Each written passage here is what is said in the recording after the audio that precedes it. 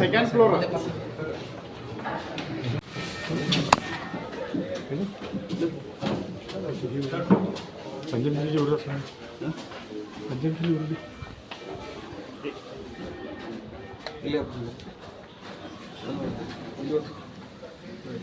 ಪೆಟ್ಟಾಗಿರೋದ್ರಿಂದ ನಮಗೆಲ್ಲರಿಗೂ ಅತ್ಯಂತ ಆಘಾತ ಆಯಿತು. ನಿನ್ನೆ ನಾವು ಹರಜಾತ್ರೆಯಲ್ಲಿ ಇರೋದ್ರಿಂದ ನಿನ್ನೆ ರಾತ್ರಿ ತಡವಾಗಿ ನಮಗೆ ಮಾಹಿತಿ ಬಂತು.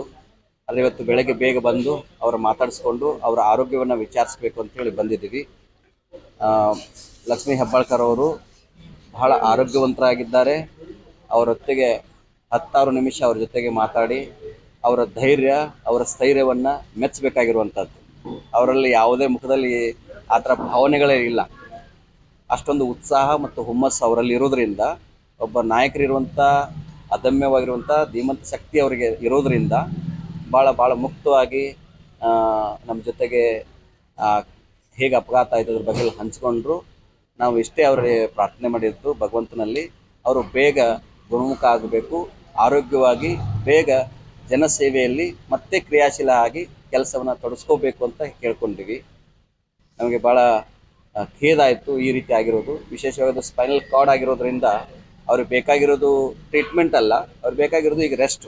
ಅಂದರೆ ಅಂಥದ್ದೇನು ಮೇಜರು ಆ ಕಾರವನ್ನು ನೀವು ನೋಡಿದರೆ ಭಾಳ ಗಂಭೀರವಾಗಿರುವಂಥ ಗಾಯ ಆಗಿರ್ಬೋದು ನಾವು ಭಾವಿಸಿದ್ದೀವಿ.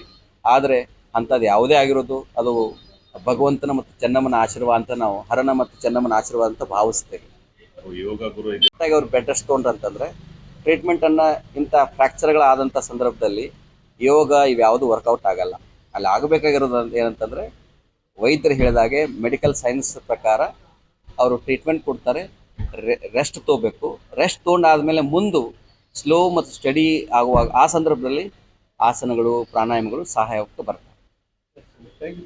ಒಳ್ಳೆಯದು.